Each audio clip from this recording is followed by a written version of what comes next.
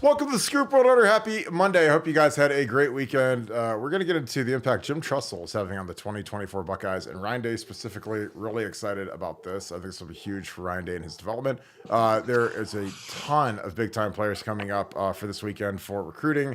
Going to get into that. We're going to take your questions.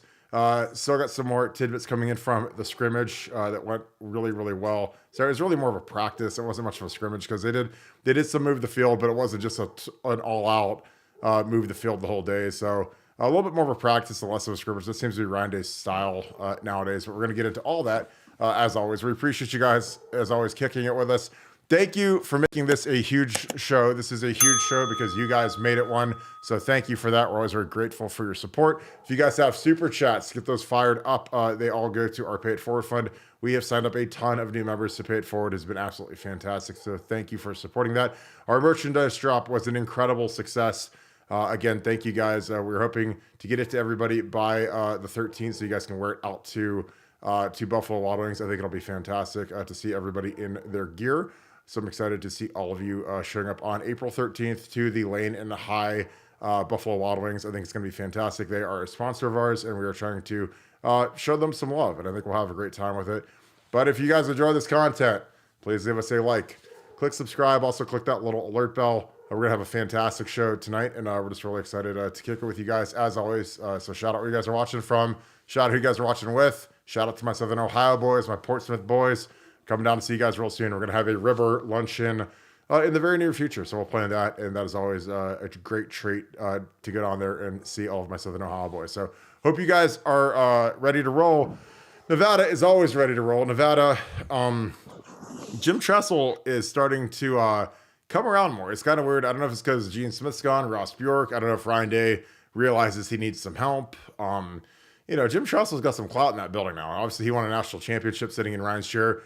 He beat Chip Kelly the only time he won against him in a game that most people didn't pick Ohio State to win. So Tress, he's really good at getting a good pulse on things, being a great overseer. I think it's incredible that he's down there and he's helping Ryan.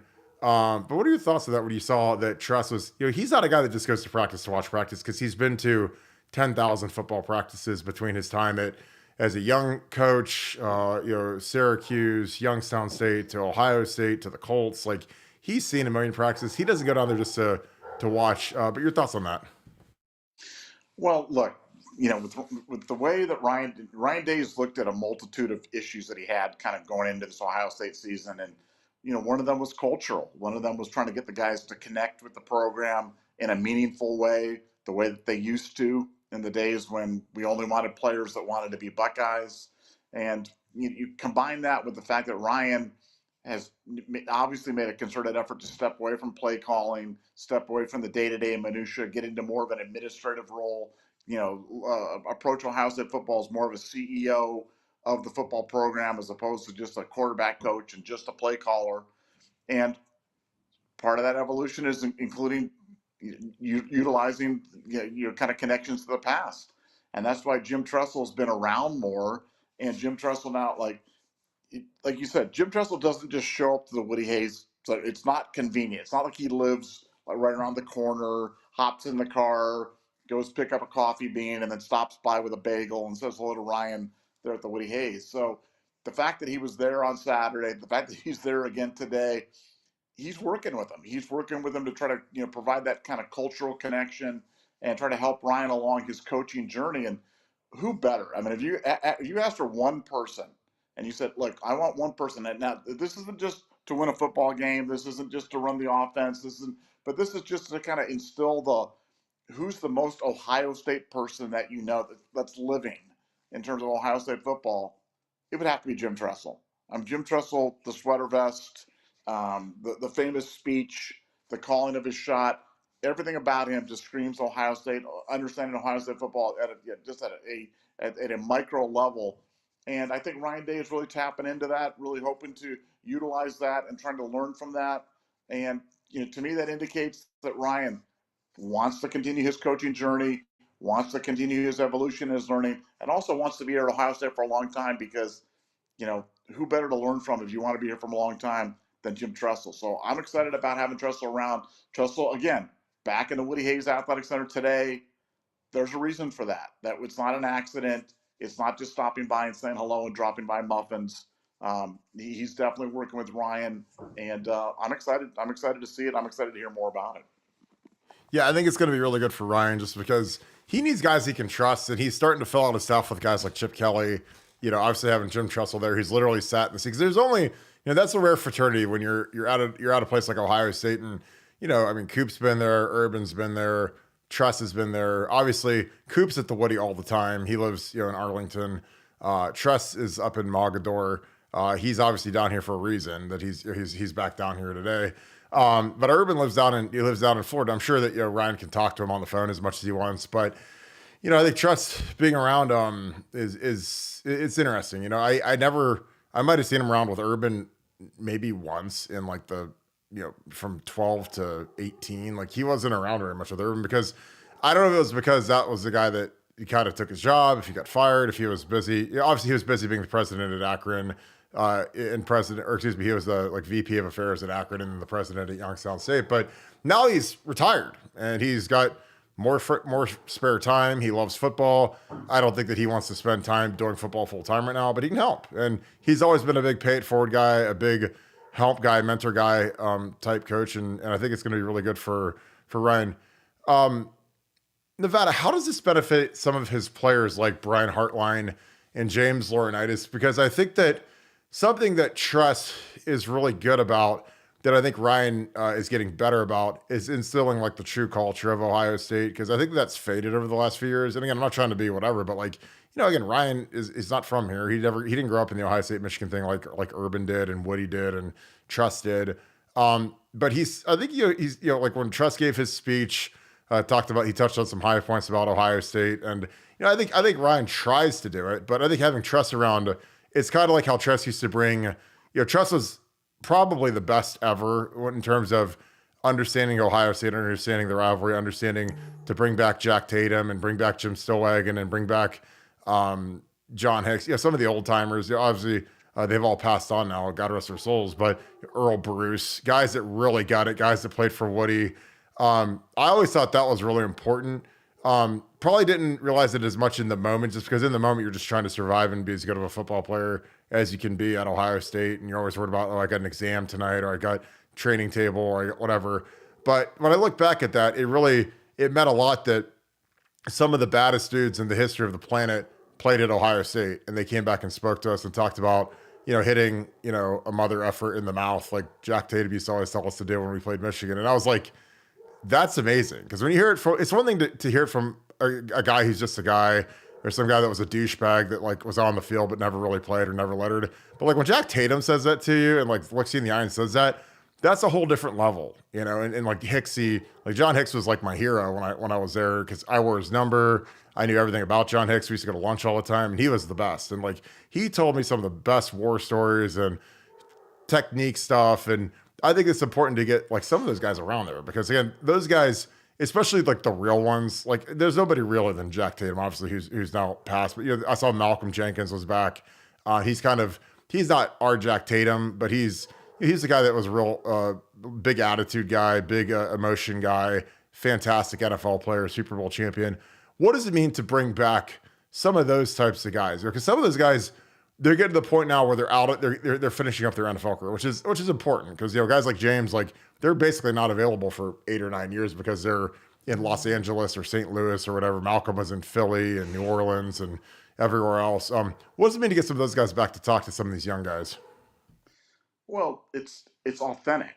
I think when Ryan Day talks about the rivalry, I mean, Ryan Day I don't think he'd ever been to an Ohio State Michigan game. He really didn't grow up watching the Ohio State Michigan game. I mean, he might have grown up watching the Vermont New Hampshire game or something like that. But coming from Ryan, he understands the rivalry, but it's not part of who he is because he didn't. It's again, he didn't grow up with it. It's not part of his DNA. So I think bringing those guys, there's a level of authenticity that comes from somebody who's been there, that's walked onto the field before that game, that's been part of the program, that's coached the game. As you said, it's a very exclusive fraternity. Living people that have sat in that seat at Ohio State and understand the pressure of being an Ohio State football coach. What do you got? Cooper and and Tressel and Meyer and Day. Like, it's not a lot of guys that you can turn to that really understand, the pressure cooker. There's a reason why Columbus, Ohio is called the graveyard of coaches, and there's a place of incredibly high expectations, laser focus on the football team, and as we've talked about, with the players today now, we're recruiting more out of stuff. We went through that great 2002 class, and um, that class was, I don't know, 18 or 20 guys out of the state of Ohio, and just all fantastic players. Now we'll be lucky to get 8 players out of the state of Ohio, and it changes when guys don't didn't grow up with the rivalry, didn't grow up with the game. So to be able to bring back players that people are familiar with, that they know them, and they can talk about those real life experiences, man, I'm all for that. And I think for Ryan, it just helps him because he doesn't get it because he can't get it because he didn't grow up with it the way that we all did. But he's been here long enough now. He's 5, 6, 7 years. He's played in the game. He's won the game. He's lost the game. He's experienced the heartbreak of what it means to the entire state when you lose to Michigan. So I think he's doing all the right things. He's pushing the right buttons, and he's certainly going to the right guy in Jim Tressel, because he's who. If I wanted to talk culture, if I wanted to talk administration, if I wanted to talk organization, relating to Ohio State football, there's nobody more appropriate to turn to than Jim Tressel. So, like I said, I'm excited to see that. Yeah, like Trust is, I mean, he literally is like Professor X from the X-Men. Like his memory is photogenic. He remembers every player he's ever met, every parent he's ever met.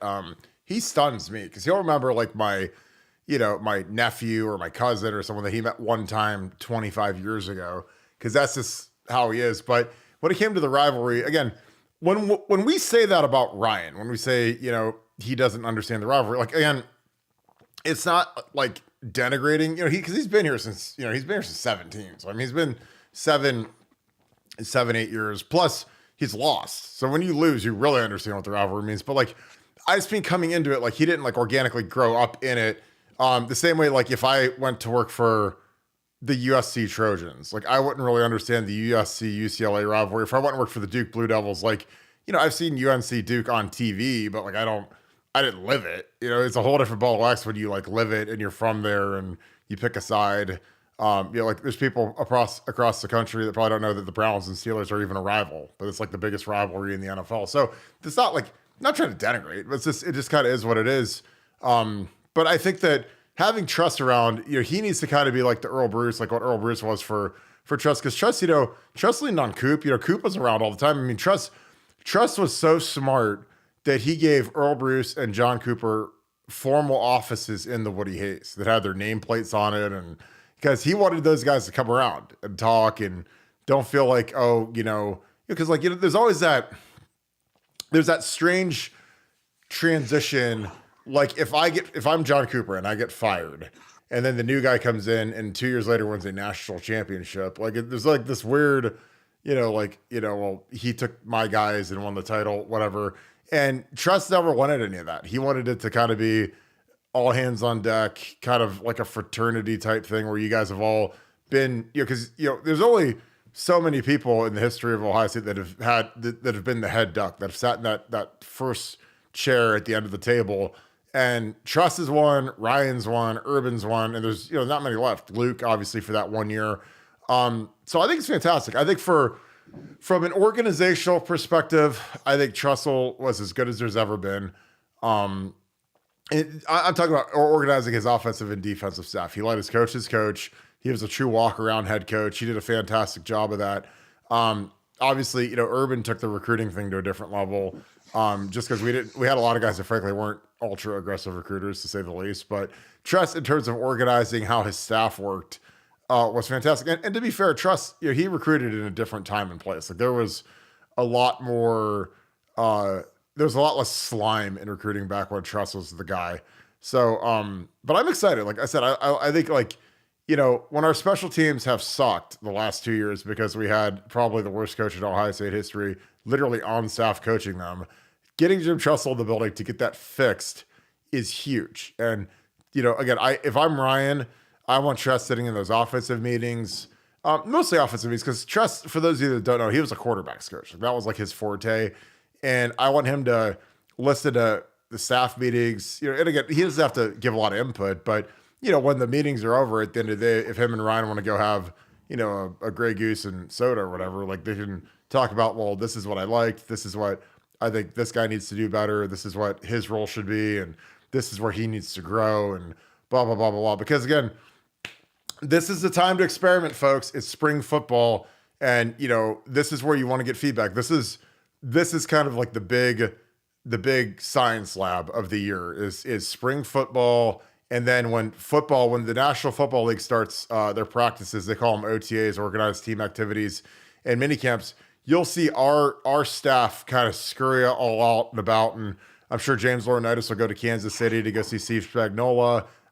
These guys all have relationships all over the map with coaches that they've worked with or that they talk to, and they like to go watch those guys train just to pick up plays or pick up ways of doing things or new practice drills or new whatever. Like again, that's the thing about football is for most of these guys, it's like a big swap meet, and they let guys come in and say, hey, you send us tape, we'll send us tape, you sit in our meetings, we'll sit in your meetings. And that's how they develop and they get better and they learn. And, adding a guy like Chip Kelly is like, again, every single day I wake up and I thank God that we have Chip Kelly as our offensive coordinator because I still can't believe it. But, adding him, Brian Hartline can go see the guys that he knows in the league. If those guys want to go see, go to Vegas and see Joe Philbin. I mean, there's all these different connections. And, I think that that's really healthy. I think it's really good. I remember when we, going into the 06 season, we had Antonio Pittman and Beanie Wells, who are two of the top running backs in the entire country. And our offensive staff went to see the Saints because the Saints had Reggie Bush and Deuce McAllister. They had two like top end tailbacks. And they're like, well, what are you guys doing to use them both to get them the ball? And I remember the funniest thing of all time was I said that in an interview. And Jim Bowman wanted to kill me, like usual, because like I'd always say a bunch of good stuff to the media, because that's why the media loved me, is because I'd always give them good sound bites. But I was like, yeah, we're gonna do some stuff with two running backs out of the backfield, and it's gonna be awesome. And I can't wait to see how they utilize Beanie and Pitt at the same time. And Bowles wanted to kill me. And of course, like we do all this stuff in the spring, and then by the time the season starts, it's on the cutting room floor. We never used it anyways, so. He got all like, and again, I love Jim Bowman to death, but he got all angry about something that we just experimented with for a week of spring practice, and then we never actually used it because we were going to use Beanie and, we're going to use Mo Wells as like a little scat guy and use Pitt. We had a lot of cool stuff we did in the spring that we never ended up using. So, but it was pretty fun. Nevada, spring football I think is one of the best times of the year. It's a very underrated time of the year because coaches get to work on some things.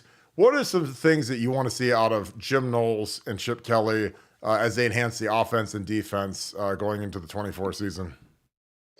Well, I want to see how Chip uses tempo.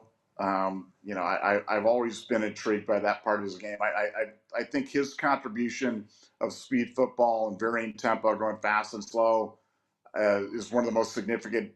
I put it up there with like the forward pass, the spread offense, the bear defense. Some of the significant breakthroughs that we've seen, and I want to see how he uses it with Ohio State, and I also want to see how they integrate that with the helmet communications and the huddling, and how that changes things as well. Because we've talked about college football changing in format with the expanded playoff and the going away from the divisions in the Big Ten, and now it's 1 versus 2 in the Big Ten championship game, but just the technological change of helmet communications and limiting signaling and limiting sign stealing. I'm just so ready for this 2024 year because we're going to see stuff that we haven't ever seen before. With Jim Knowles, I want to see if Jim Knowles really allows JT Tumalong and Jack Sawyer to attack and go into more kind of attacking front. Does he trust the guys now to play gap sound behind them so that he can get out there? And it's tough because once you let guys really let it rip, and then the first time a quarterback breaks contain and runs for big yards, then he wants to go back to a more conservative shell. And I just want to see how he can kind of meld that. I want to see how he can kind of meld the attacking with the concern, because I think the general consensus was he was too aggressive the first year and probably too conservative the second year. And if you can find that right balance, can you strike that balance between aggression and conservatism, and that should really lead us to be an elite defensive unit, because I love defensive football as much as I love offense. And I was, as excited as I am about Chip Kelly, nothing. I'm the guy that loves 1-0 hockey games. I'm the one who loves 1-0 baseball games. There's nothing I love more than watching like the '85 Bears or whatever the Bears, the Super Bowl shuffle team, when they just absolutely went out there and just completely just gacked teams every week. That was my favorite thing ever. When I coach football, I always coach the defense. I'm a defensive coordinator by heart, so I want to see an absolutely suffocating Ohio State defense go out there and just do it week in and week out and just choke the life out of teams. And so, as excited as I am about Chip Kelly, and as much as I have to pinch myself that we have him here, um, I can't believe that we had the best returning defense in the country, and that we added Caleb Downs to it. So that's going to be equally fun for me. And so 2024 is going to be a time of firsts and a time of wonderment, and I'm going to enjoy every minute of it. You seriously like 1-0 hockey games? Like that's your thing? I love. I just like yesterday when the Ohio State women's team won the national championship 1-0 against Wisconsin. I just think that there's not a 0-0 hockey game where that if one goal goes in, it's going to be over. And the beautiful thing about hockey is you have scoring opportunities every 15 seconds going each way. So you just never. It's not like football where there's a build up and or soccer where you might not get a shot the whole time. So yeah, no, I love great defense. I'm a sucker for great defense. Great pitching, great defense in the hockey. I'd like to say great defense at bat. That's why I don't like basketball, because I find myself watching these NCAA games, and the score's 12-10 in the first period, the first quarter or whatever, and I realize that I'm gonna have to sit through 100 more baskets till the game starts meaning anything in like the last 4 minutes, since I can start really caring. And that's one of the things why I think the game of basketball is fundamentally flawed. I don't think the scorings are, in football, every scoring, play is, so significant. It doesn't matter whether it's in the first quarter, the third quarter, the fourth quarter. Basketball, man, baskets are just like being traded left and right. But that's just me. I love defense. No, I mean I do too. I mean I just like when we blow the brakes off somebody. That's my favorite part of football. All right, we got a bunch of super chats we're gonna get into. My boy Chef Seal Workshop, thank you for the 5 for being an ultra member. It's 5:58 Central Standard Time. Michigan still bites the big one. Go Bucks in Nevada. OH. Got my back scratcher right here. I run my back over about every single night with it. I absolutely love it. Appreciate you, Shof. You're the absolute man. Sloth Nations, thank you for the 5. Good afternoon, guys. Do you think spring games matter? If so, why? And do you think there are some things that get overblown? Nevada, I'll let you go first on that. Do you think spring games matter? And then do you think there are things that get overblown? Yes, I think they matter, and yes, I think things get overblown. I think the problem with spring games is you have to remember it's a zero-sum game. Offense looks good, that means the defense sucks. Quarterback looks good, that means our defensive backs are bad. Defensive line dominates, that means our offensive line's terrible. So as a fan, you're always every positive you can find an equal and opposite negative on the other side of it, and that's why Nevada's suggestion, and I've made this before on the show, but I'm going to make it again. Make these exhibition games. Play somebody. Play Indiana or play Purdue or play. They do it. The NFL. They have exhibition games. They have spring training games in baseball. Why not have your game be something that matters? Play against an opponent, and then we're not just like bemoaning. Then we can have great offense and great defense in the same day, and we're not just like complaining the whole time that one of our guys beat up on one of our other guys. But no, I mean I don't think spring practice performance or spring game performances necessarily tie, to big seasons. We've all seen the Bam Childress thing, and that's kind of a running joke that's been around Ohio State fans. But sometimes you can tell. I mean, sometimes you can tell, and I think for Ohio State this year, especially with that quarterback position, we're gonna be able to tell a lot. We're gonna be able to tell a lot in the run up to the spring game, and we're gonna be able to tell a lot in the spring game in terms of who do they trust, who are they giving reps to, who's playing with whom. And so I think you're probably going to get more out of it in 2024 than you have in a while, especially at key spots like the offensive line, linebacker, and quarterback position. I think that those will really be telling. Yeah, I hated the spring game. I hated spring football.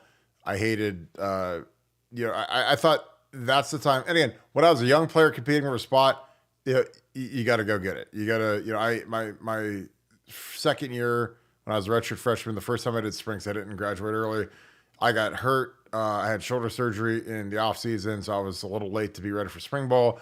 Then I did spring ball for like a week, and I got hurt in the scrimmage on Saturday, so I basically missed it all. Lost the starting job, which again, it's my fault. I got hurt, and there's nothing you can really do about it. But then I won it by the middle of the 04 season. But as I got older, I played in the 05 game, which was cool because they back then they used to do like a real draft, and you draft all the O linemen. And it's always cool when you do the draft because you can see what your contemporaries, like what everybody thinks of you.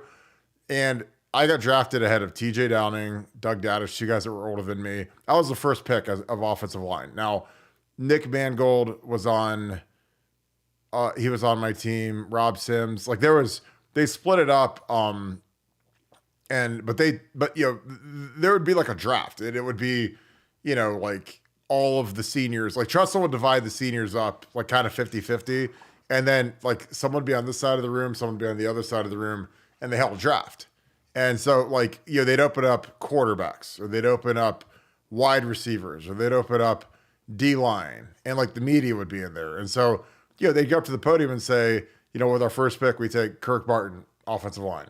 So that was cool because again, like when you go first, it kind of, when you go first or you go last, like it kind of shows what your teammates think of you, because again, it's one thing for the media, the message boards, your dad, your mom, your girlfriend, your coaches, but like when your teammates have to draft you and they draft you like last, or they take a walk-on over you or something like that, it really kind of shows where you're at in their eyes, aka they think you stink or they think you're really good.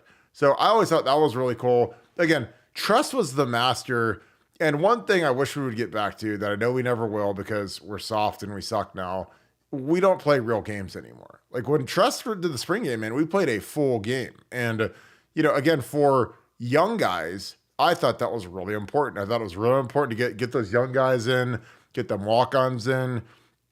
You don't have to treat them like they're made out of porcelain. You could take the black jerseys. Like, I mean, for me, I'd have Julian Sayin and Aaron Nolan both be live in the game. Like they'd have to get hit a little bit, because again, they'll be okay. They'll survive. They'll be big boys. We don't need them this year, but Leaky Keenels too. I'd make all three of those guys live. I mean, you don't have to make Devin Brown and you don't have to make Will Howard or likely our top two quarterbacks live, but the other guys should be live. We used to make Troy live and Zwick live when they were young, and they survived. They're still walking around, as 39-year-old dudes.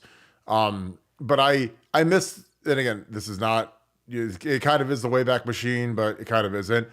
I miss the days of us playing a full game, and we actually tackled guys to the ground and nobody died. Everybody was okay. And I know everybody's scared of that freak injury, but like, Mitchell Melton, when he tore his ACL, it was just a freak injury. It wasn't because he got, power bombed into the turf and his knee ripped off. It's just part of football.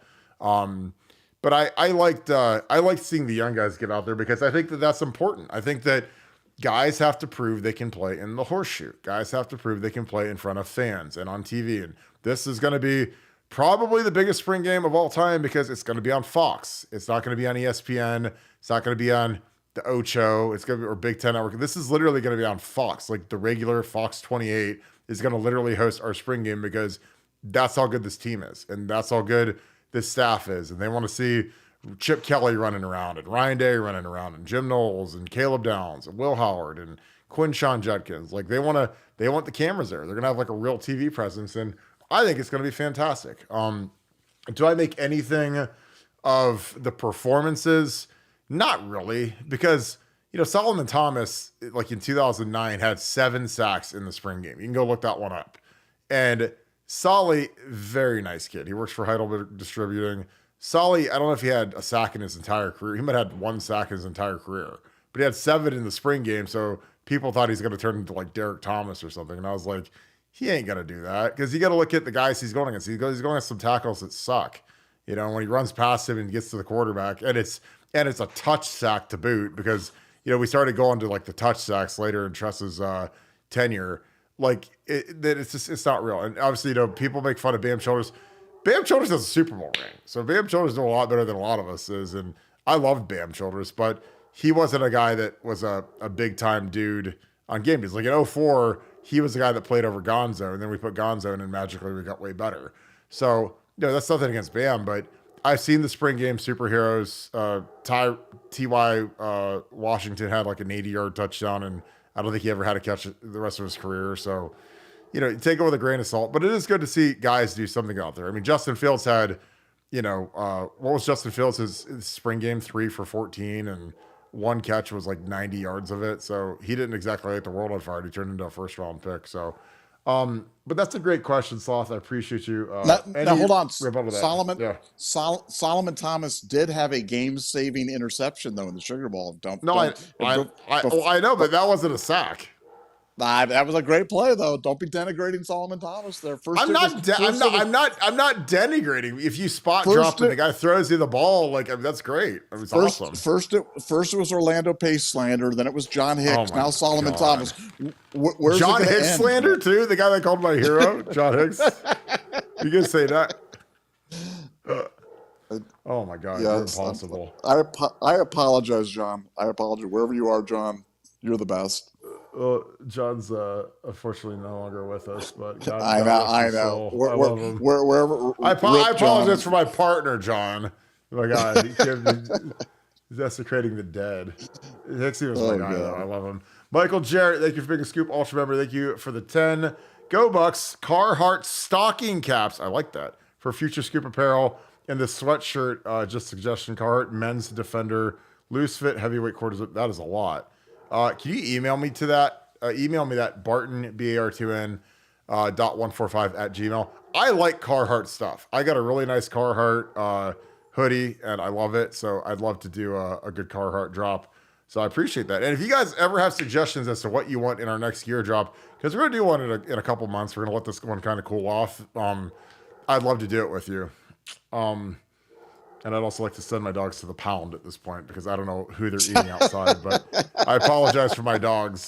They are going ballistic. But again, if you come in this house, if it ain't the dogs or the AR-15, then it's gonna be a bad day for anybody that comes in here. So, Michael Jarrett, thank you for the 5 again. Can't wait for a few things ordered from your drop, and looking forward to the spring game in Buffalo Wild Wings. Looking forward to seeing the crowd at B-Dubs and fellow Scoopers. I am too. It's kind of the great unknown. I have a lot of people saying they're coming. I'm excited. I think a lot of people are coming, but I hope everybody comes. It'll be an awesome time. Wear your gear. Nevadabuck will buy you a beer. He won't be there, but his spirit, aka his credit card, will be there, and I think it'll be an absolute awesome time to take care of you guys and meet you guys, because you guys are awesome, and our videos they just go ballistic. It's so fun doing these and getting the feedback and doing the super chats. So we appreciate you guys. You guys are such an awesome community. Nevada, are you excited about your gear? We're gonna order. I got a couple things I got to get from our guy. But your thoughts on that?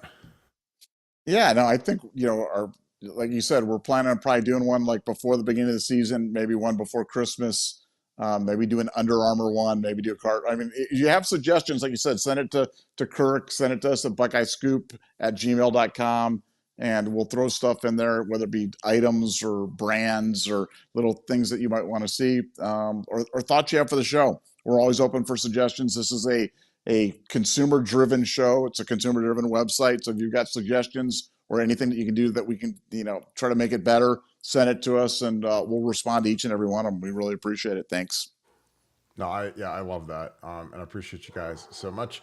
Ryan Day's Beard, thank you for the 10. Thank you for being a Scoop Ultra member. Josh Pate said his intel says the spring portal is going to be absolutely shocking. Does not surprise me in the slightest. It's going to feature high caliber players at major universities. Does this mean anything for the Bucks, Nevada OH? I'll let you take this one first. Does it mean anything for the Bucks that Josh Pate says a lot of guys are going to enter the portal for the spring after spring? Okay, well, first of all, what it means, yeah, your dog is eating the UPS driver right now. That's what that means. That dog barking. Like if you're a UPS driver or a FedEx driver in Kirk Barton's neighborhood, do not go by his house because the dogs will eat you. Um, but as for Josh Pate saying that, guys, I'm not saying it's clickbait, but it's kind of like, yes, there's going to be guys in the portal. Yes, it's going to be whatever. Have I heard anything from Ohio State that indicates that anybody of substance, and what I mean by substance is somebody that would be a 2024 contributor, is going to be leaving the portal? No, haven't heard that at all. Would I hear that? Yeah, typically I would. Could it happen? Sure. I've been doing this a long time.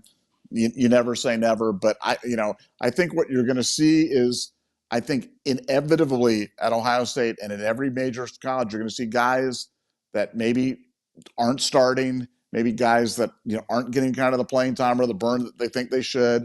In that second portal, they're going to say, "Hey, I gave them a chance. I listened to them, the promises through winter ball. I went to spring practice. I'm not seeing it. I don't believe they have plans for me, so I'm going to move on." I don't think that's some bold prediction by Josh or by Hayes Fawcett or by anybody else in terms of saying that. I just think that's inevitable. But in terms of mass attrition in Ohio State, you have to remember the story on Ohio State when after the Cotton Bowl.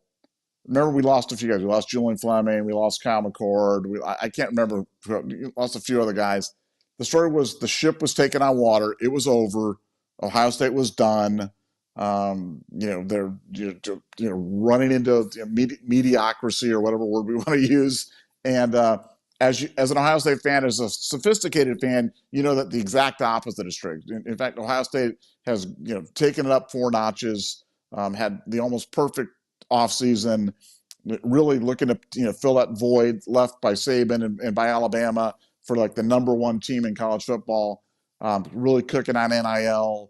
Kept guys that ordinarily, half a dozen at least that would have gone to the NFL draft. So I think that just don't always think that this stuff applies to Ohio State, and also don't always believe that these guys know what they're talking about. I think he's just being Captain Obvious saying that because the second portal window is always going to have people in it. But I don't think for Ohio State, I'm not concerned about it, and I haven't heard anything that would give me any concern. Yeah, I think that I think a lot of these coaches probably made promises to players during the December period, and all of a sudden, they said, "Hey, we're going to give you reps with the 1s. We're going to do this. We're going to do reps with the 2s. You're going to be right in the mix to start." And some of these promises aren't going to be kept, and the players are going to be angry, and they're going to get lured into the portal with money. And again, these kids that go into the portal and they don't have a deal ready to go, then it's absolute insanity. And I think it's going to be very, very interesting to see what these guys can get done. ZZM, thank you for the 5. Thank you for being a Scoop Ultra member. Got off patrol for 30. Oh, awesome. Perfect. I'll forget Tress saying the exact number of days until we beat Michigan. Did that help sell you and you ordered a massive t-shirt? That is awesome. I'm just telling you, like, I think Tress was a genius, and he didn't really know. I think he looked it up that day, but that wasn't going to be like the linchpin of his speech, but it ended up being that. Tress sold me just because of who he was. Obviously, I loved Ohio State, but he was just an incredible human being. Nevada, what did you think when Jim Tressel talked about the dates and we're going to be proud in Ann Arbor? What did that mean to you? Like, talk a little bit about that, because that was kind of a ballsy shot when you look at how the rivalry had been going, and you're a 1AA coach, and Michigan kind of had it on cruise control. What did that mean to you when he did that? Well, knowing Tressel, how I know Tressel now, and just knowing how carefully he picks his words, how carefully, nothing he says is by accident. He'll say stuff and people think, "Oh, that was just kind of an innocent slip," or "Oh, that was kind of a biting remark." Like, when he talked about miserable fans, he knew exactly what he was saying. So when he went there and kind of called his shot, but left him wiggle room that he wasn't really calling his shot, Tressel knew exactly what he was doing. He knew exactly how that was going to play with the fan base. He felt like the team, there was really no downside to him doing it because Ohio State needed a jolt. They needed a jolt.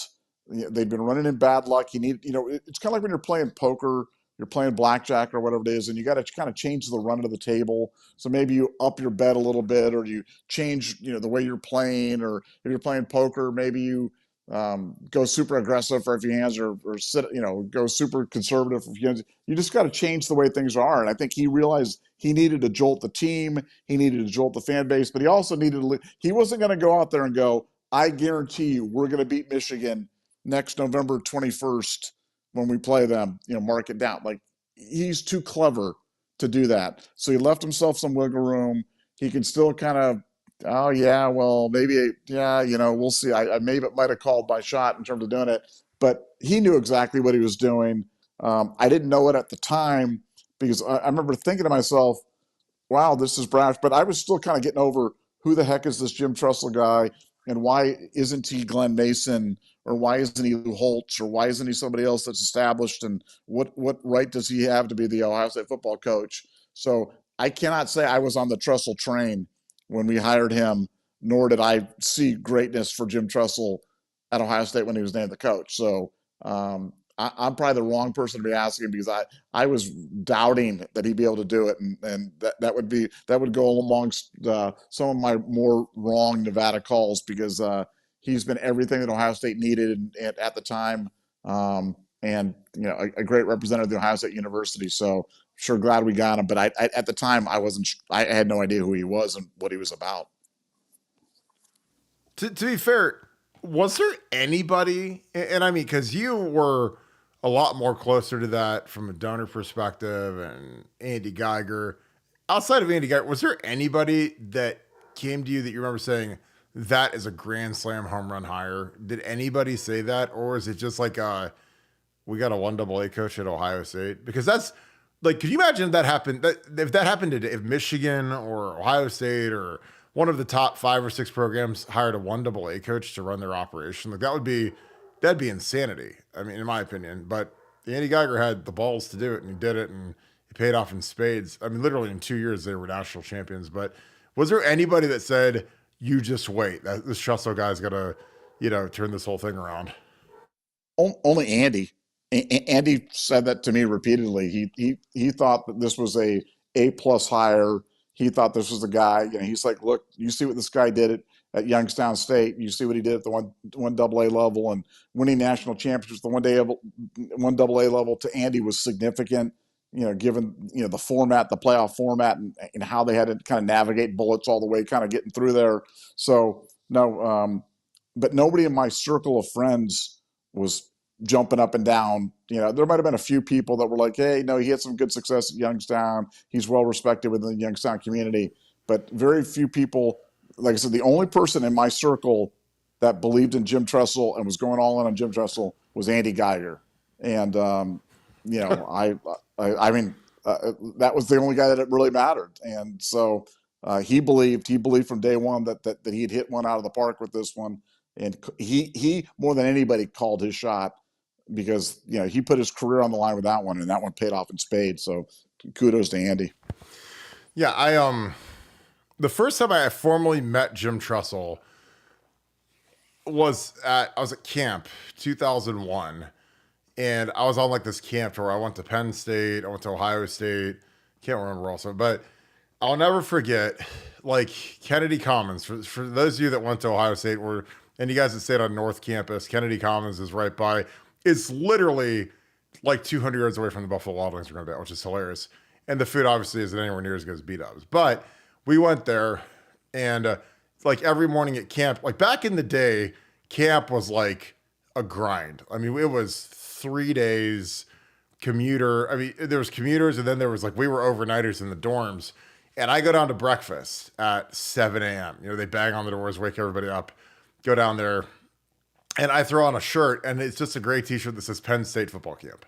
And like, because like when you go to all these camps, like you get a free shirt. So, I didn't think anything of it when I packed it and threw it in my duffel bag and just threw it on, because, you wear it around the dorms at night when you're playing video games or whatever with everybody, or you're walking around, and I just didn't think it. So I wear it. And of course, like I go in there, get my little tray of, a pancake or whatever, and eggs, and then I sit down. I'm eating with Zach Slates, who's the head coach of Perry High School now, and I'm sitting there eating my food, and like I'm just eating my stuff, and like I wasn't even on the radar. I mean, I was kind of on the radar because my high school coach, they told my high school coach they wanted me to come to camp because of my size, and they saw me run around a little bit, and they're like, we want him to come camp. So I'm sitting there, and Tress comes up to me and Slates, and he's like, I can't believe you sit with this guy. And he had like the funniest grin on his face because I'm sitting there wearing a Penn State shirt at Ohio State, and I'm just like, what are the odds that Jim Tressel is eating in the Kennedy Commons, which, those of you guys that ate in the dorms, like the food in the dorms isn't really that great. It's obviously terrible. Like you'd never want to pay for a meal there and feel good about it. And like Urban Meyer would never do that. Ryan Day would never do that, but Tress did. And sure as could be, his first year there, man, he's eating in the dorms at Kennedy Commons, not eating at the Woody Hayes, not having an intern bring him a thing of food. And obviously later in his career, he had to do that because it would have been a mob scene and everybody wanted to take photos with him. But that was my introduction to Jim Tressel. He dogged me out, which I thought was hilarious, but he was right. Like I'm wearing a Penn State shirt and like, I didn't think anything of it. Cause like, I'm literally going down there, eating breakfast, going, back to the room for a minute, then heading to practice. And, we went to, obviously I was changing into like my practice gear. Generally you wear cleats and, skivvies and like I always wear like an Under Armour shirt or something. I wouldn't wear like the shirt I was wearing to breakfast, but it was hilarious. And he was just so on point. He has such a great sense of humor, just deadpanning stuff. But that was pretty funny. Like, I mean, and I love Chess for that. And I'll never forget. I was like, what an idiot I am. I'm wearing Penn State stuff at the Ohio State camp. But everybody does that. Like, if you go to like a Miami camp or Florida State, like guys will wear that, will just walk around because that's the camp they just came from. They just got a fresh shirt, so whatever. Philip Bielecki, thank you for being a Scoop Ultra member, and thank you for the 5. What do you think about tackle rule change in the NFL? Thanks for everything. You guys rock. Philip, I still got to talk to your kid. I know that he is in basic training right now, but when he gets out, we will get his pay it forward all the way set up. So appreciate you, my man. I hope he's doing good. I don't know if you've communicated with him. I know last time you said he did not have a cell phone, so let me know. The hip drop tackle is interesting because they're basically doing everything possible to eliminate the ability to play defense. Because I don't know how you're supposed to tackle, because it's kind of like the rugby tackle that Chris Ash taught, and they're eliminating it because a couple of guys got their ankles broken and stuff. But I don't know how you're supposed to play defense anymore because you can't hit high, you can't hit low, you can't hip drop. I don't know, Nevada. Your thoughts? I mean, I thought it's universally being panned by players, and like eventually, like I think it's hard enough to play defense as it is, but when you keep putting these rules in, or it's like roughing the passer with quarterbacks. Like you can't hit on them, you can't land on them, you can't hit them low. Like, I mean, how are you supposed to hit guys down, get them to the ground in football, in your opinion? Well, a couple things. One, it's kind of like when they eliminated the thing where defensive backs can't go low on like offensive linemen coming around like on sweeps and stuff like that. Like I'm like, what are you supposed to do? You're supposed to just stand there and let those guys just pile drive you. I mean, like that was the one way you could kind of create a mosh pit in terms of going low. But can you explain in like simplest terms what the hip drop tackle is and what that would entail? Because I've read about it, I've seen the thing, and I'm not sure I'm 100% clear on what that means. If I'm not 100% clear, I'm sure somebody else in Scoopland's got to be not less than 100% clear. So can we go to the All-American and maybe you can kind of dumb it down for me and kind of explain it to me? Yeah, I mean, essentially it's like when you grab onto the guy and then you kind of kick your legs out and pull him down to the ground. Again, it's a pretty common thing, especially for little guys, to get like a tight end on the ground. Like you literally drop your hips to the ground. So that's why it's called a hip drop tackle. But that's a tackle, right? Like how was he supposed to tackle? Dude, I don't know. I don't know. Because that's the thing is like when you take away every possible way for these guys to defend themselves and help themselves. And the thing that you said about the sweep was really poignant, because like what you're talking about with the sweep is that back in the glory days, which is 10 years ago or so when I played, like a lot of times teams would run like what we called the old buck sweep, which is a wing tee play that I ran. My high school football coach, he called Rip 28 as the first play for 40 straight years when he played at Perry. Like, it was unbelievable how many times he called it in a row. He jokes about it, but that was his first play every single game. And it was a buck sweep. The both guards pull, get on the edge. And the way that a lot of teams would defend that is they would have the cornerbacks cut the big fat guards, like a big, 310-pound guy. Because a corner that weighs 160 pounds can't take on a 300-pound guard or 260-pound guard without getting pulverized. So they would just make a pile. They'd cut his knees out, try to get this kind of this car wreck thing going on, this big pile up thing. But the NFL took that away and college took that away. So now, on the perimeter, a defensive back can't cut an offensive lineman. So in the last year, 2 years, the buck sweep has had this major comeback in college football because you can't defend it anymore. I mean, you gotta have another guy over there. You gotta have a bigger dude out there, because if you pull a tackle or a guard and you put him on a cornerback, he's gonna kill that guy. And now the poor corner can't even defend himself. So again, there's another way that they've made it harder to play defense. But the hip drop tackle, it's like the way a lot of this works is one guy or two guys gets injured because of a horse collar or a hip drop or whatever, and then magically they have to put in a rule that bans it for everybody. So all the times where it's done safely, it's fine. And again, it's the old Seahawk tackle. It's like the rugby tackle. That's basically what they're taking out of the game. So I don't know how you're supposed to play defense. I really don't. I remember Dustin Keller, who was a really good tight end that played at Purdue and played with the Jets and played with the Miami Dolphins. Like he was a tight end, and when they added targeting and blows to the head and ejections, like the DB that tackled him, it basically ended his career, put his helmet right into his knee, blew his knee out, destroyed his knee. And he said, "There's I'd rather you hit me up high than destroy my knee, because if your knee gets destroyed, then you're done." Concussions are terrible, and obviously there's massive effects that come from them. Not making light of a concussion, but a concussion can come back from way faster than your knee being absolutely dead. Because Dustin Keller never came back. He was a guy that ran a 4.4 and freak of nature tight end, but after he blew his knee out, he was never the same. So again, but that's where football is now. There's always a kind of a cause and effect where it's like you say, we take the blows to the head and the high hits out of the game, and then guys get their knees blown out. So I don't know. It's interesting where we're at in football.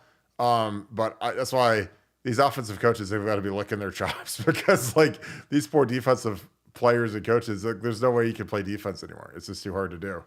So yeah, it's I hate the rule. I hate what they're doing to the game. I hate a lot of the roughing the passer stuff. I think that sometimes these quarterbacks get hit and a D tackle tackles them and lands on them with this body weight, and that's roughing the passer. And I'm I just don't know how you're supposed to play football anymore. And I mean that sincerely. Sloth Nations, thank you for the 5. Will Scoop be having the annual golf outing this summer? Yes. I hope so. This would be the first time I could attend. David Pinteric puts that on at Youngstown Country Club. It is a fantastic event. It's usually pretty early in the morning up in Youngstown, because I get on my horse and get rolling. I usually spend the night in Youngstown, actually the night before, but it's a great time. We'll open it up to people that just want to come kick it and play some golf from here. But yeah, we'll do the RSVP shortly. But yeah, we've had 50, 60 people playing it, and it's a blast. It's one of the best days of the year. I always do a kind of a live question and answer session afterwards. It's always fun. So I think it'll be good. I'm really excited about it. Nevada, you're a golfer, right? I mean, you haven't been able to make it to the outing, but the outing is always a good time.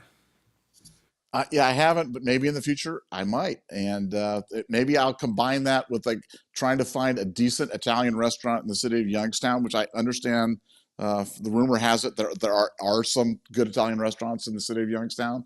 So might have to make a stop by, play a little golf, hack it up a little bit, and go get some Italian food. Sounds like a good time.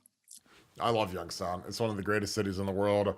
Like I said, I belong to the Lake Club. David obviously belongs to Youngstown Country Club. It's a beautiful spot up there, and the food is amazing. I wish they had a lot of those places in Columbus, but we don't. Sloth Nations, thank you for the 10. Nevada, since you love defense so much, are you secretly an Iowa fan? Heard they love the 2-0 ball game. On a serious note, do you think Julian Saint will show out in the spring game? One, I respect Iowa. I respect I love those programs that go out there and play.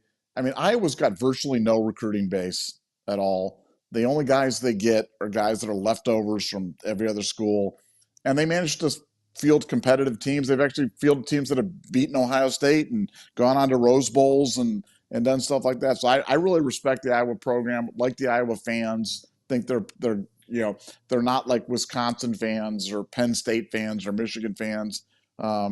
Actually, I've had a good time when I've gone to Iowa City, seen some great games there. So was at the game when Greg Fry connected with Bobby Olive at the end of the game to win that one. I've told that story before, but that was a great day in Iowa City. But no, I do like Iowa. I like great defense, but I like it combined with great offense. So the 2-0 games probably doesn't appeal to me as much because Iowa does not. They have the worst offense that I've ever seen of all time. As for Julian Sain, I think Julian Sain's having a big spring. I think he's going to have a big spring.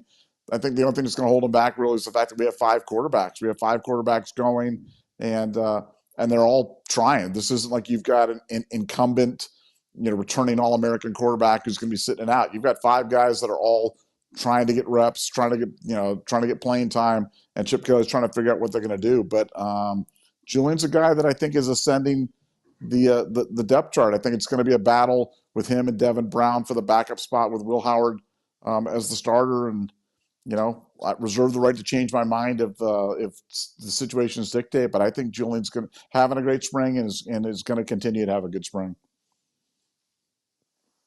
I think it's gonna be very interesting. I think that I respect Iowa too. Like again, those guys, they have no recruiting base. Iowa has no high school football basically. I mean, they get when they get 1 or 2 5-star guys, they leave. Like Hayden Proctor went back to Bama, and it's just they've got to be tough. They've got to be really sound.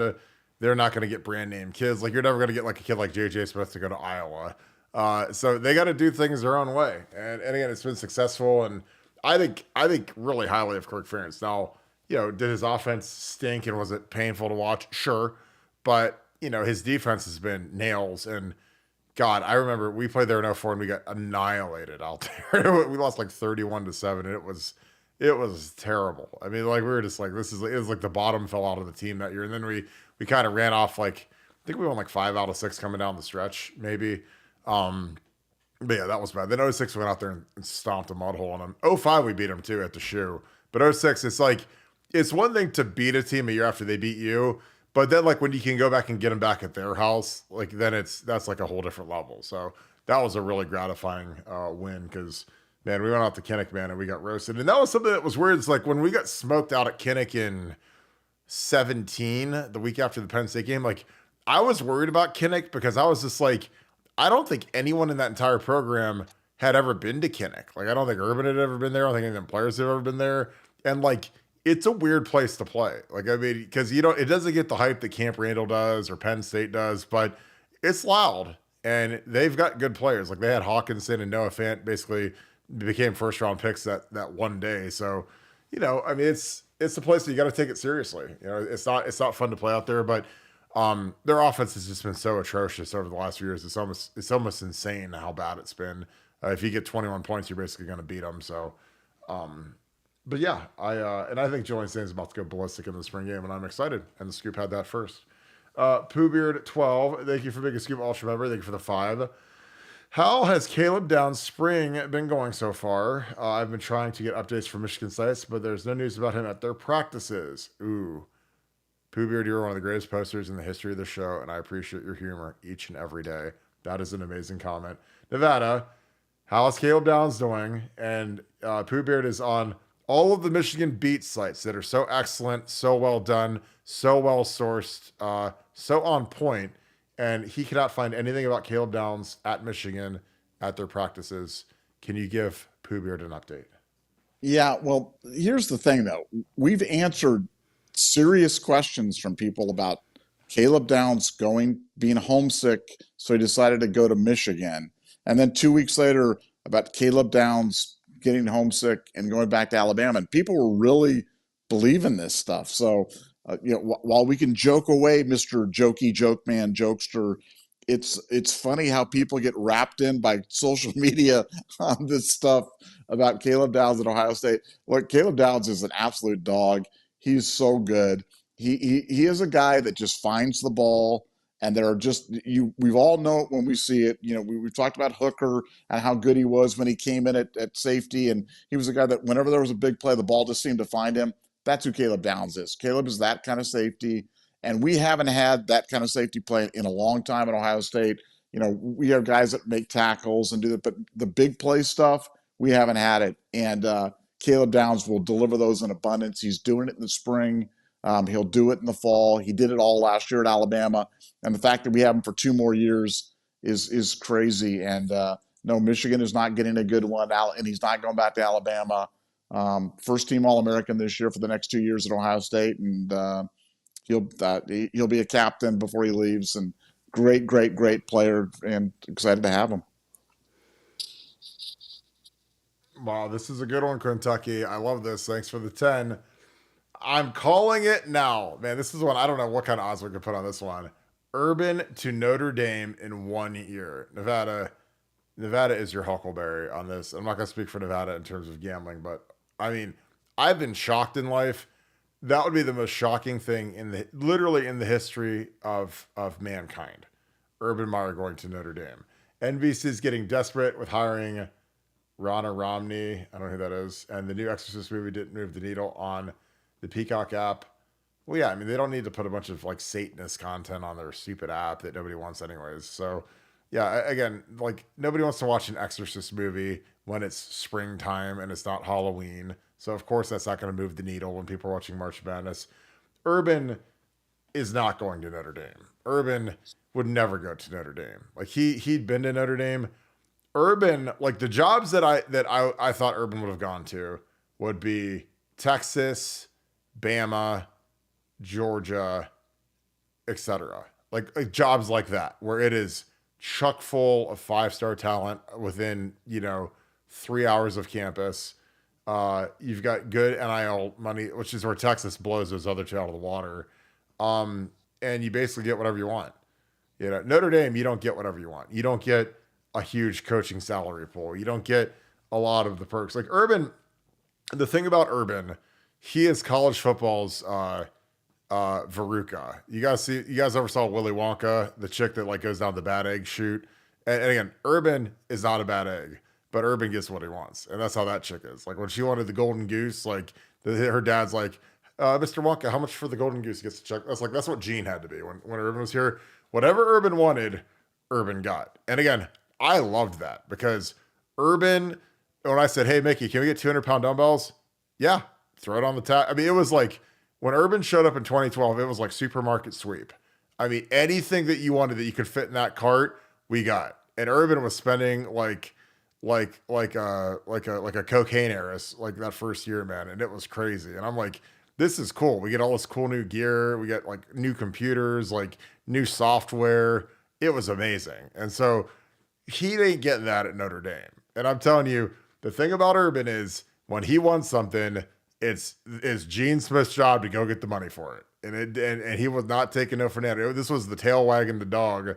And again, it was good because Urban was the first guy that said, hey, do you see how much money football makes? Why don't we get anything? And all of a sudden, like, we started getting everything. And so now Ryan, like, it was like Urban is like, he's like the wave machine. And Ryan's the guy that gets to like surf on the tidal wave at like Typhoon Lagoon. That's what it is. But he's not going to Notre Dame. Notre Dame is cheap, terrible recruiting. There's nothing cool about Notre Dame. Like I talked to some big time 5-star kids and their peoples about Notre Dame. And he's like, yeah, our kids would be in the transfer portal literally after 30 minutes of being there. Like they're not going to live you can't get like JJ Smith to go live in a dorm for 4 years and go to mass and all that. And again, that stuff's great. God bless him. I'm Catholic, whatever. But hell, I ain't going to mass. No way. Like I got class and practice and all that stuff. Like I'm not doing all that stuff. And again, nobody thinks Notre Dame's cool anymore. 30 years ago, sure. But like for kids from South Florida with the dreadlocks and the gold teeth and they run a 4.2 40, those kids ain't going to Notre Dame. Not to mention the academic requirements. So there's like 17 different things that handcuff you from being great at Notre Dame, and Urban Meyer ain't dealing with any of them. So that ain't happening. Nevada, your thoughts. That is one of the funniest things I've ever read on the show. Nevada, your thoughts on Urban Meyer to Notre Dame in 1 year?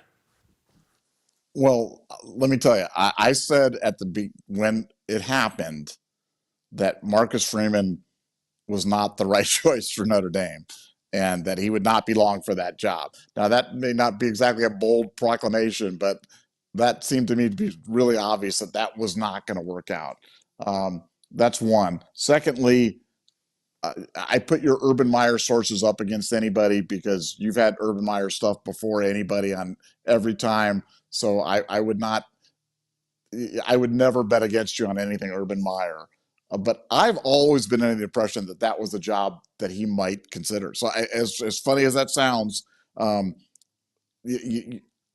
I would think that that would be something if that job became open, if under the right circumstances, and if he was jonesing enough to do it, that he might be crazy enough to consider it. But listening to you, I reserve the right to change my mind because you know him way better than I know him.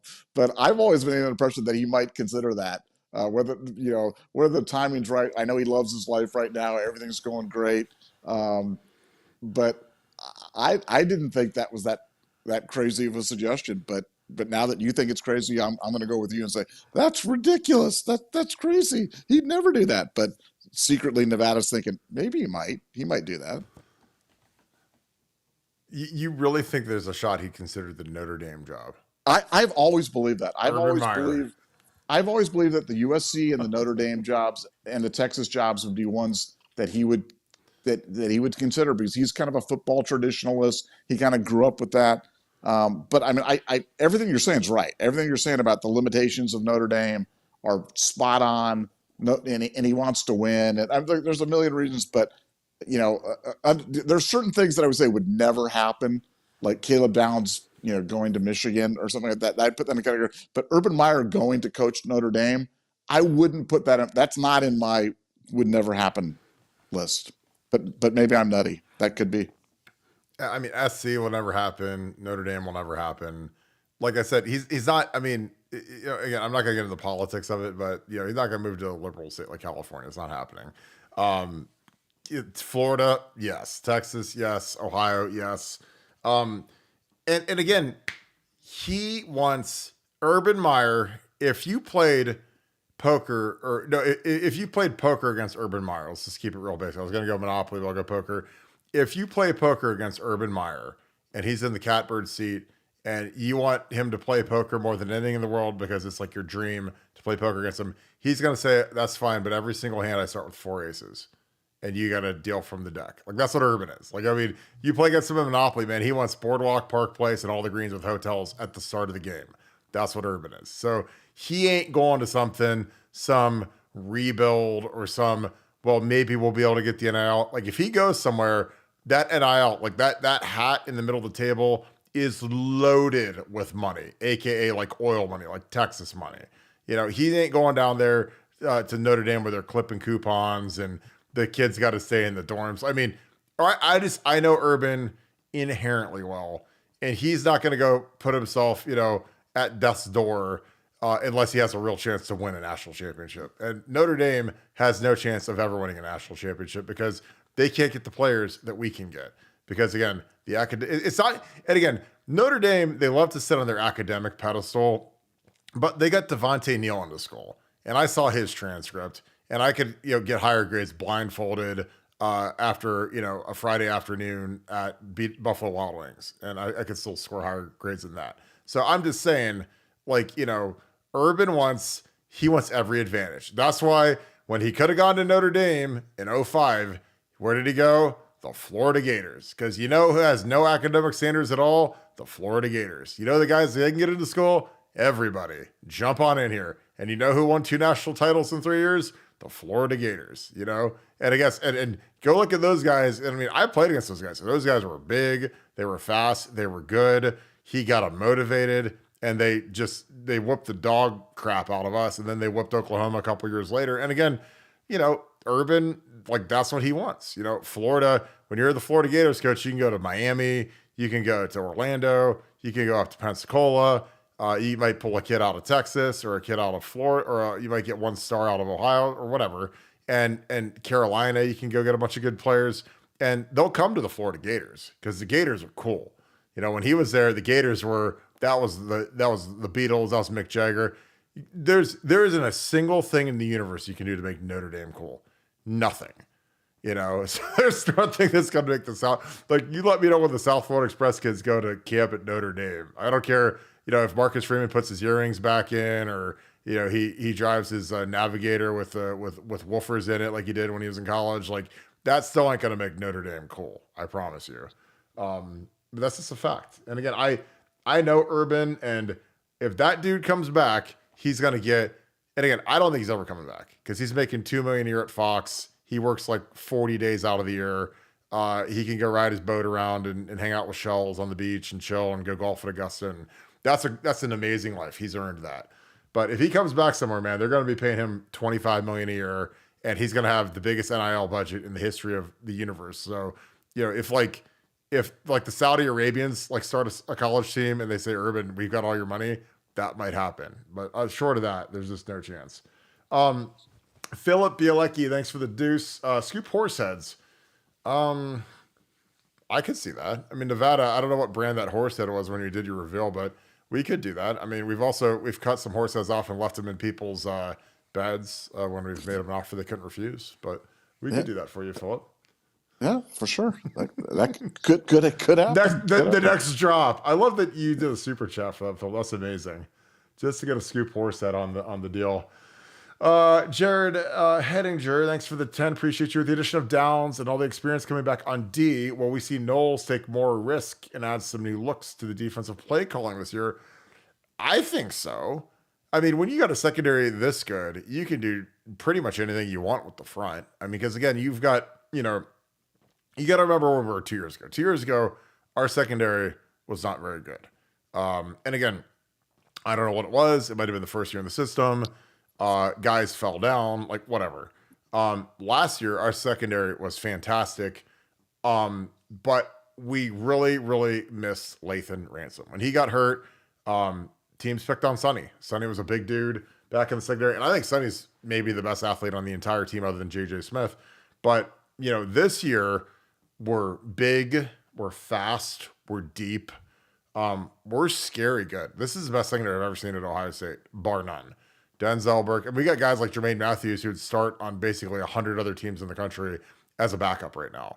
Jordan Hancock would be the number one corner at 100 other teams in the country right now. He's our nickel. Denzel and Davidson, we have 3 number one corners. And you never have that. You never have all those guys stay senior years. Those guys are always 3 and out to the league.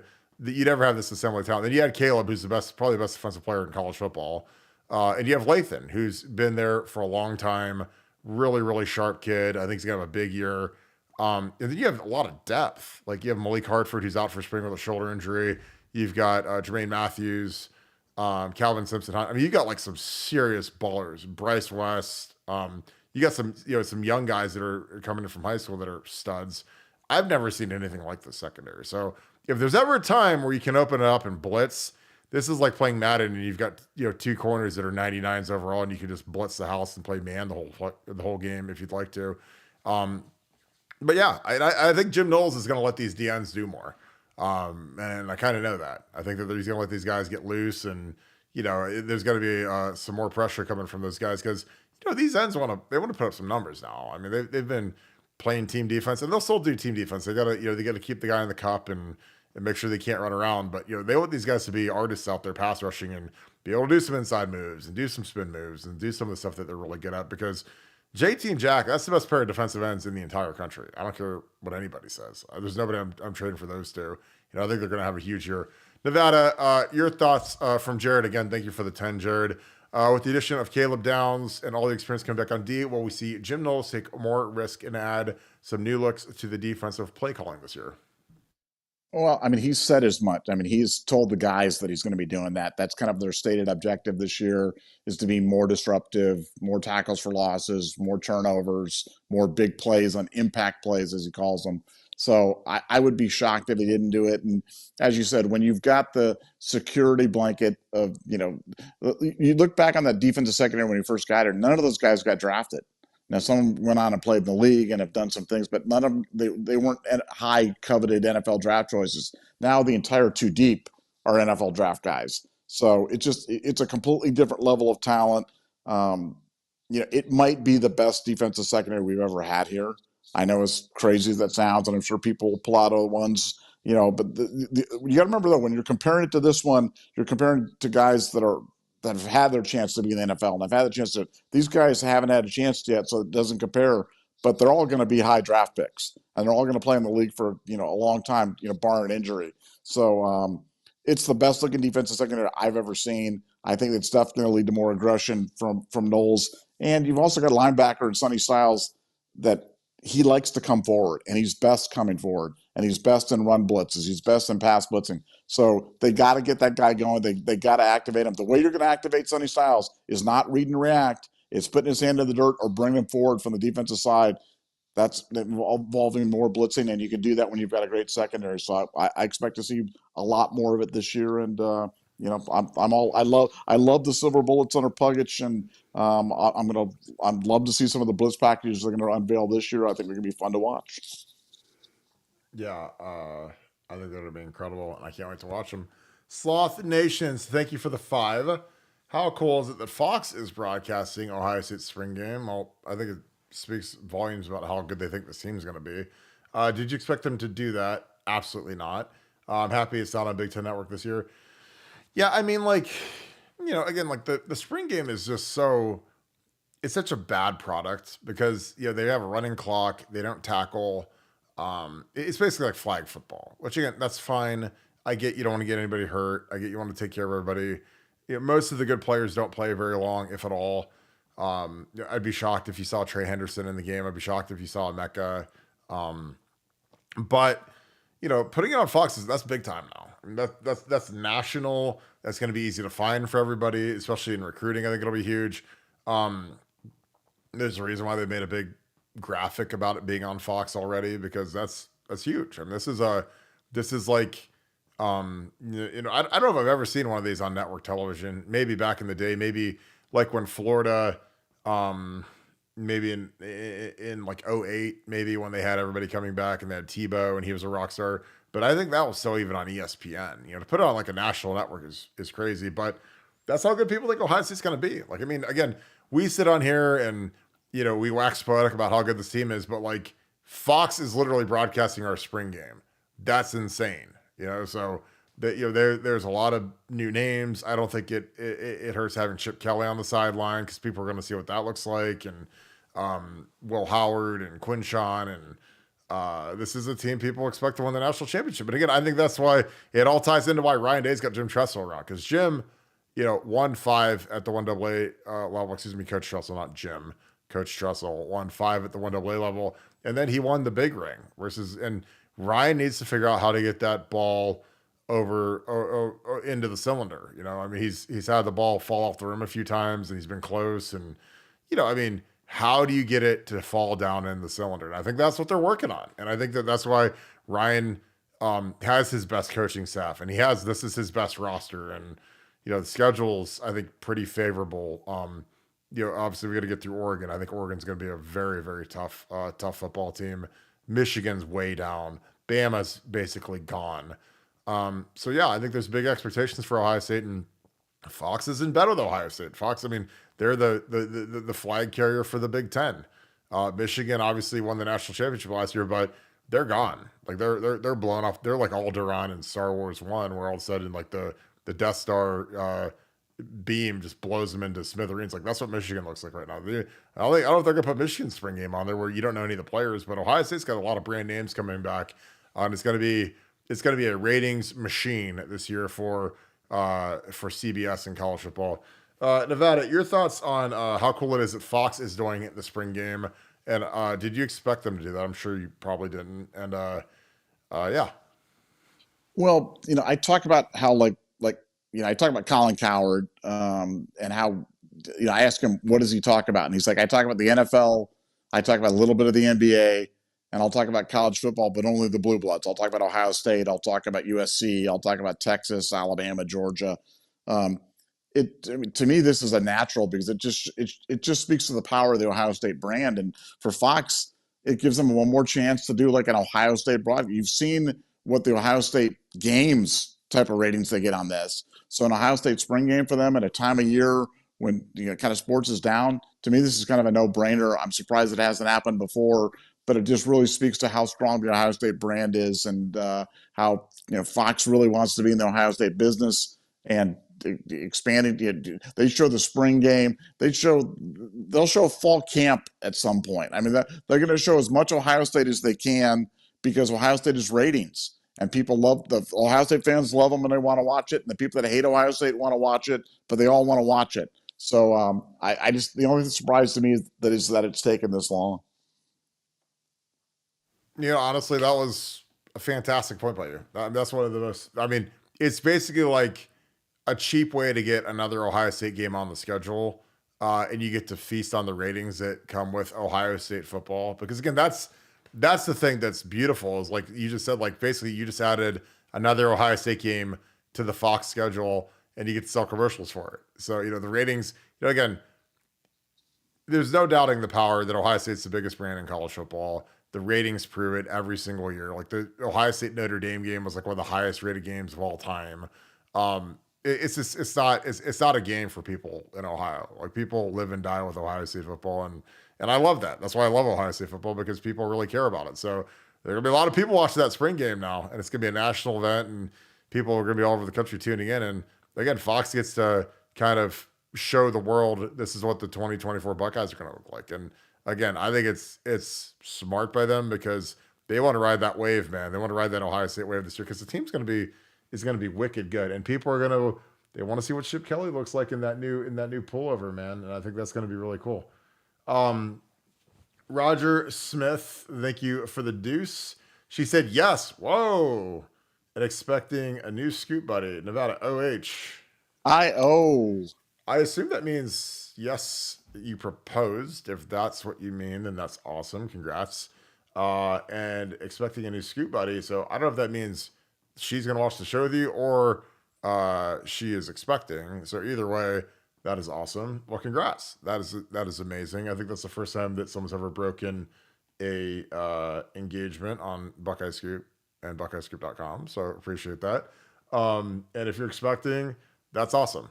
Kids are amazing. They're hilarious. I'm expecting, my old lady's expecting one in August. So, hey, congrats, dude. That's awesome. Nevada, your thoughts on Roger Smith? She said yes, and he's also a Scoop Ultra member. And they're expecting a new Scoop buddy. That's pretty cool. Yeah, that's great. I mean, that's fantastic. Marriage is great when you have the right person, right partner. Kids are the best. I've got 5.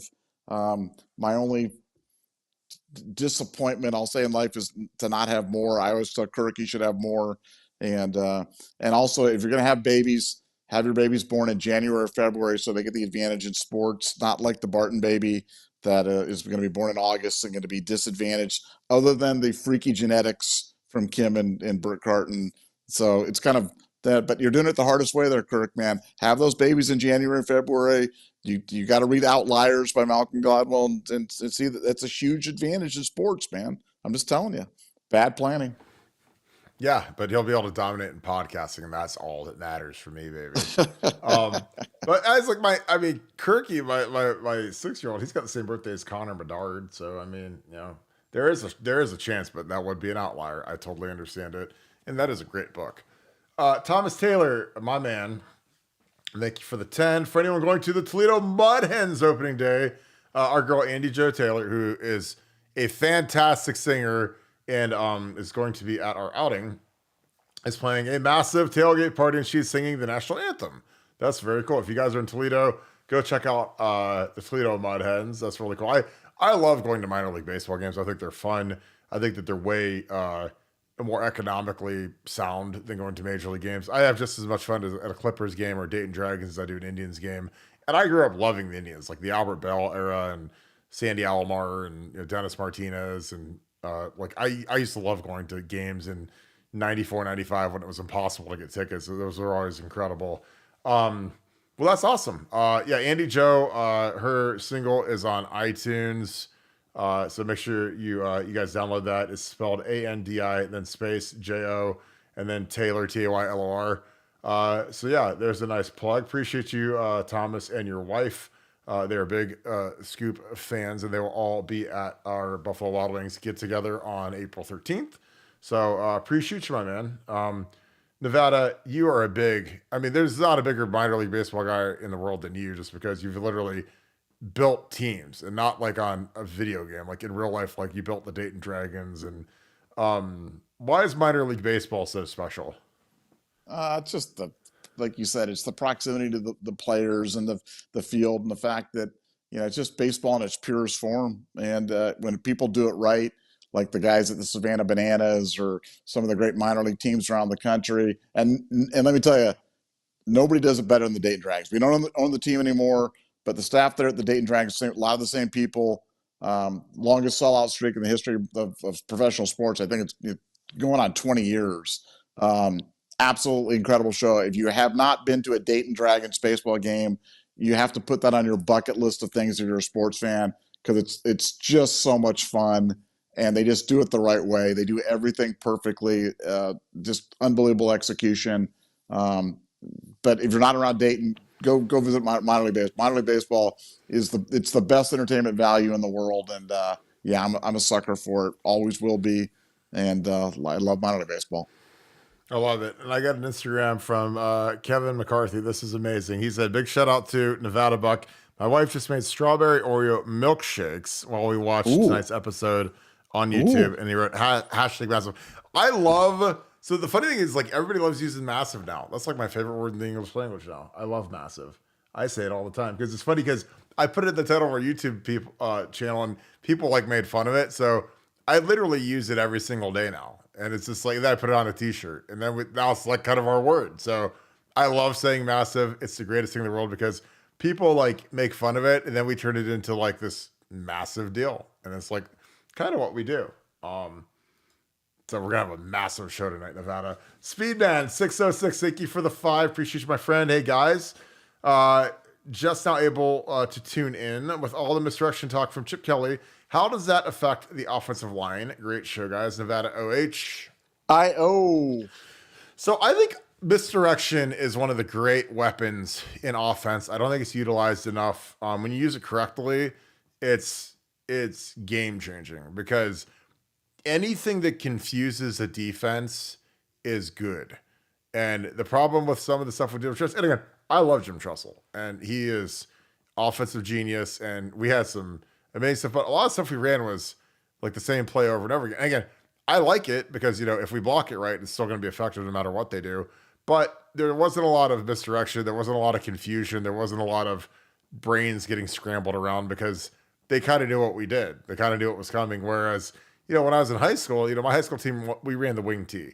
The wing tee is all about misdirection, motion, counters, like guys going different directions, and then the ball comes out the back end, and that's really hard to go against. I mean, I talked to guys that went against us in high school, and they're like, it was the worst week of the year, because you got to go get ready for the wing tee, and there's just guys going every direction. There's bootlegs, there's motion, there's jet sweeps, and again, like football, it's hard enough to tackle a guy, get him to the ground, rally to the ball, but when there's all this confusion on the field too, as a defensive player, it's really tough. It's the same thing with like playing like a team like Navy. When Navy ran the triple option against us in 2014, the opening game, they ran for like 290 yards, something crazy, because it was hard to stop. There's a lot of motion, a lot of misdirection, and guys have to be disciplined. And again, the biggest thing with defensive football is guys have to stay disciplined.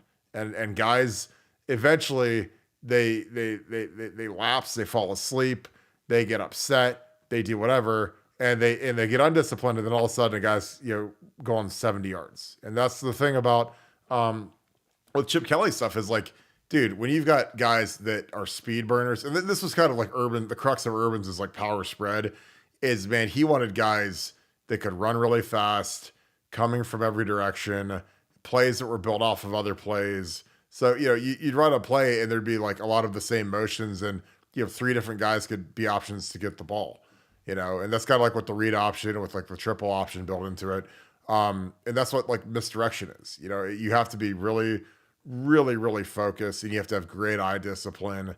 And that's why I love it, because like I said, when I sat there at '06 and we're getting throttled by Florida in that godforsaken game, I was like, man, this offense is really cool, because I don't know who has the ball. And then all of a sudden some guy gets 8 yards and it's 2nd and 2. And, you know, he made every play hard to defend. You know, they were very, very horizontal. They wanted to wear our defense out. They did a great job of it. Obviously, we sucked on offense too, so we didn't really do our end either. But I love stressing defenses out and making football hard. And it's never been harder to play defense in the history of mankind than right now, with RPOs and misdirection and some of the stuff that's coming back. And you can't tackle guys anymore. You can't cut offensive guards on the buck sweep. Like it's hard to play defense style. So I love it. And I watched Chip Kelly's film and I'm like, this is going to be heaven on earth to see at Ohio State. Nevada, your thoughts on the misdirections stuff with Chip? How does it affect the O-line? And how excited are you to see some of Chip Kelly's concepts implemented into what we do? Well, look, I've been the most outspoken person about the predictability of the Ohio State offense, about my ability to predict plays pre-snap, along with probably most of you. You pretty much know where the ball's going. You can pretty much dictate what the play's going to be. And with Chip, I'm telling you, those days are over. You know, I talked about it last night. Offensive line play gets so much easier when guys hesitate, when they take a false step, when they go the wrong way, when they're slanting to the wrong side. You know, when you can kind of get them going one thing, you get them on roller skates and just have them just run the rail all the way down.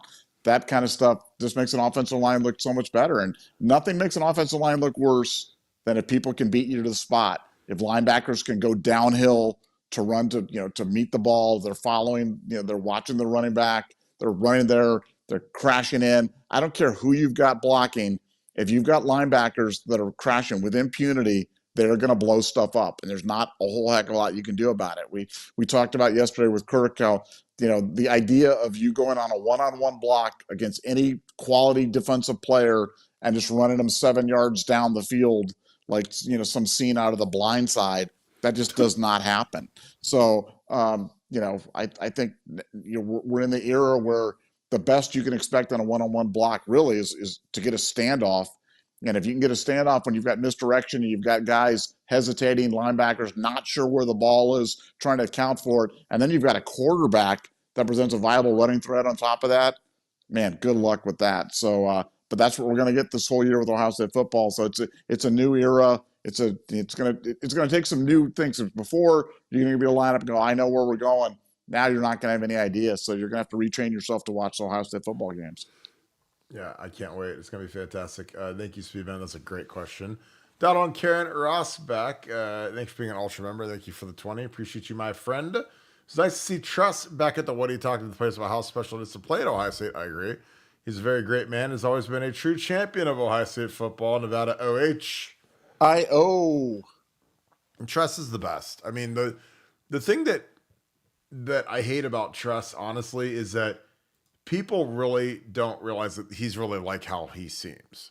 People, they all think, because again, we live in this society where people are scumbags, people are liars, they get unmasked, or they get found out for, oh, he's not really like that. Oh, he's really a scumbag or whatever.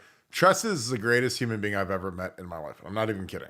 And I've been around thousands of people from all walks of life, all tax brackets, like the whole 9 yards. Tress is the best. He's the kindest, most generous, most humble. He's a guy that, like, again, like I don't have dad. My dad died when I was 12. So, I mean, when that happens to you, it sucks. And you got to kind of like form people that act like your dads, like in your head. So like my high school coach is a guy, Tress is a guy. My father-in-law is kind of one of those guys.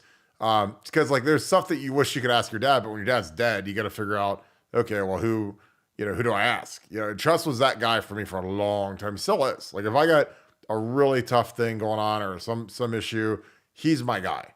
And he's always been a rock. He's always been, when he says something to me, it means the world, because he's like Confucius. Like he's like just a guy that he's so wise. He's so smart. He thinks things out. He's always 10 steps ahead of everybody. And he's just a great guy. He's a gracious guy. We used to do like quiet time every morning, which is we'd read this little book that he made, and it had all these phrases, and we'd make fun of it. So then I look back at it, I was like, a lot of it's like really good stuff. It's like why you should have gratitude, why you should give effort, why you should be tough, why like all these little stories and stuff. And like I liked that. I mean, we used to do that every morning when we were getting ready for football before practice. He would be all dressed out in our gear, and we'd sit there for 5, 6, 7 minutes and read these things and write little notes. And he's just a different cat. I love him to death. I think he can't be in the Woody Hayes enough. Like literally, if they build him, like a penthouse on top of the Woody Hayes, it'd probably be the smartest money they could ever spend, because him being around the players, the coaches, because I think that we're getting to the point now where some of these players probably don't remember Jim Tressel. Like, cause he 10 was his last year. We're at 24. So, I mean, when he was coaching, a guy like JJ Smith was 4 years old. So he doesn't remember Jim Tressel at all. So, but people got to realize how great he is, especially these young guys on the team. And like, dude, he was that guy. Like, he's the guy, went out and got Santonio Holmes. He's the one guy that, he started a Florida, he coached up Mike Jenkins, first round pick. He had a nice little Florida pipeline going there. So like I said, I love the guy. I think he's the best. Nevada, we've talked a lot about Truss. Any other things that stick out to you about him? About Truss? Well, you said he's wise. You can almost say he's a wise man. I mean, he's just he's very wise. Very wise, very wise. Now, my favorite Tresselism. First of all, there needs to be a coffee table book of Tresselisms, but his Tresselism of people need love the most when they deserve it the least is one of my all-time favorites. I use that all the time. I use that all the time with my kids, and I just think I do think I think he's like a sweater vest wearing Yoda, and I like I said, I miss having him there. I don't miss his offense. I don't miss his lack of recruiting enthusiasm, but I do miss his rapier wit and his attention to the culture at Ohio State, because I think that's been lacking. But it seems like Ryan Day is addressing that, and I think it's all for the better. His press conferences were always amazing too, because like he would make like whatever terrible team we were playing, he'd always make them out to be like they were like the like the 85 Bears or the 2000 Ravens or something. And it was always funny because he always had, he's like the most respectful guy, humble guy, hardworking guy. But man, I loved it. And you know what the craziest thing is about Tress? He had the hardest conditioning test of any coach I've ever seen. It was harder than Urban's. It was harder than Ryan Day's. It was harder than anywhere in the NFL. I used to tell people in the NFL what our conditioning test was, and they were like, there's no way. And I'm like, oh yeah, 6 a.m. in the horseshoe running that thing. And it sucked. It was so hard. It was literally the worst day of the year every single year.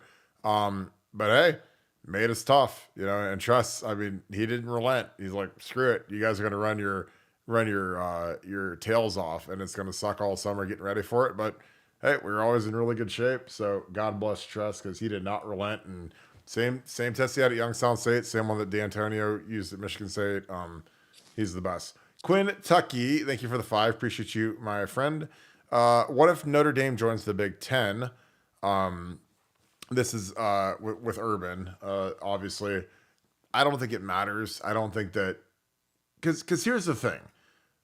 Notre Dame is Notre Dame. They'll always be Notre Dame. And, they're still in Indiana. So there's not a lot of good football in Indiana. They still make you live in the dorms for 4 years. They still have high academics. Like, all of those things are giant red X's as to why kids from like South Florida Express would never go to Notre Dame. Like, wake me when a kid from SFE goes to Notre Dame. Okay. And maybe one guy will eventually go there, but those guys, man, I don't even think they don't even go to camp there. And Marcus, if they're not going to come camp under Marcus Freeman, maybe they would under Urban, but you're not getting those guys to Indiana. I'm sorry. Like, you can get them to Ohio State. Ohio State's got a nice little pipeline going. There's a slew of those kids coming up. We're going to talk about that tomorrow. But you're not going to get those guys to come to Indiana. I'm sorry, rural Indiana. South Bend is a little dinky town. Like those kids would be literally in heck if they came to Indiana. So I just like I said with Urban is going to go somewhere where it's like it'd be like if you're playing like you're playing Civilization in real life with modern nations. Like he wants to play as the United States. He doesn't want to play as Uzbekistan. That's kind of what Notre Dame is. They're like the Uzbekistan of the United States because nobody cares about them anymore, except for NBC. Your thoughts on that, Nevada? Well, one, Notre Dame will end up in the Big Ten.